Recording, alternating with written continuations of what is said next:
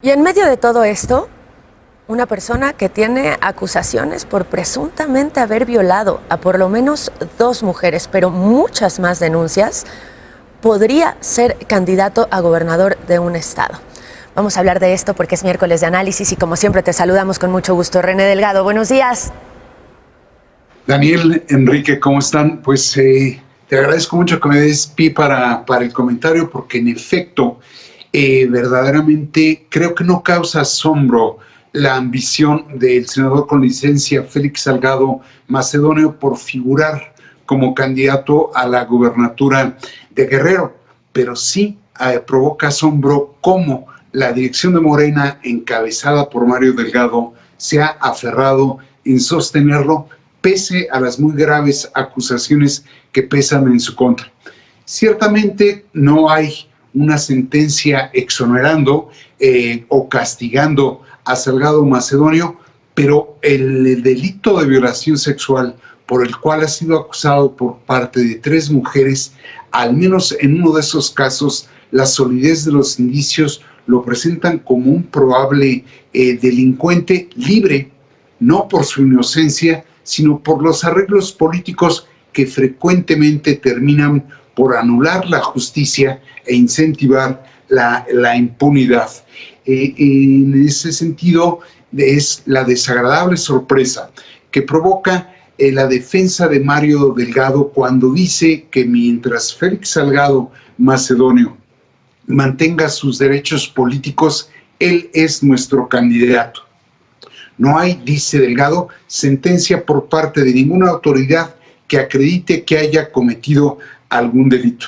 Asombra esa defensa, pero todavía sorprende más el que algunos cuadros importantes de Morena se cierren filas con la postura de Delgado y apoyen en ese sentido a Macedonio Salgado. Hay quienes dicen que fue el mejor calificado por parte de una encuesta, hay quienes arguyen pues que esos son asuntos producto de la temporada electoral, hay quienes fingen no estar enterados del todo y, peor aún, hay quienes hacen suyo el sofisma de que si no hay sentencia, no hay delito. Esas posturas no expresan un gesto de solidaridad con un compañero víctima de una infamia, sino más bien revelan un grado de complicidad con un personaje reconocido por su soberbia, prepotencia, excentricidad y, desde luego, la estela de su propia mala fama. Y en ese sentido, visto el pragmatismo ajeno a los principios con que Mario Delgado ha resuelto varias de las candidaturas de Morena, verdaderamente quizás no haya por qué tanto sorprenderse. Quizá no haya por qué sorprenderse porque, de algún modo, aun cuando Morena dice que quiere acabar con la politiquería y sanear la política, en realidad con esa candidatura está demostrando que no solo es un partido distinto, sino diría igualado al resto. Y en esa medida deja ver que con tal de ganar elecciones no le importa cómo se logre eso, y en esa medida al postular candidatos como Félix Salgado Macedonio se iguala al resto.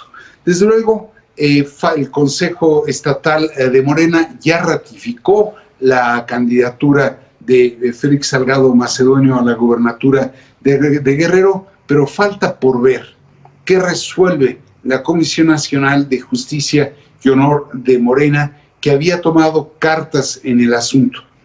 Falta por ver también qué dice la secretaria general de Morena, Citlali Hernández, quien había dicho que un asunto de esa gravedad, me refiero a la acusación, no se podía pasar por alto. Y desde luego falta también, Daniel, y eso es importante, ver cómo reaccionan los colectivos de feministas, los colectivos de mujeres que naturalmente se sentirían agraviadas al ver cómo un impresentable se postula como candidato a la gubernatura de Guerrero. Es que es increíble, es como poner en duda lo que las mujeres han denunciado, los dichos de las mujeres en medio de esta época en la que el movimiento feminista ha crecido como ha crecido en México.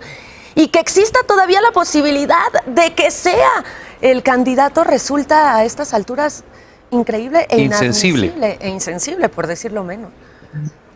Por decirlo menos. Muchas gracias. Muchas gracias. Nos vemos el próximo miércoles, René.